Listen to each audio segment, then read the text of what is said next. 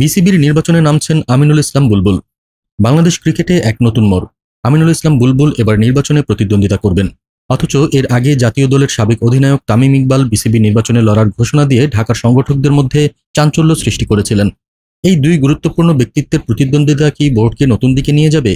আমিনুল ইসলাম বুলবুল সরাসরি ঘোষণা দিয়েছেন তিনি বিসিবির নির্বাচন করবেন, তবে কোন ক্যাটাগরিতে তিনি প্রার্থী হবেন তা এখনও পরিষ্কার করেননি।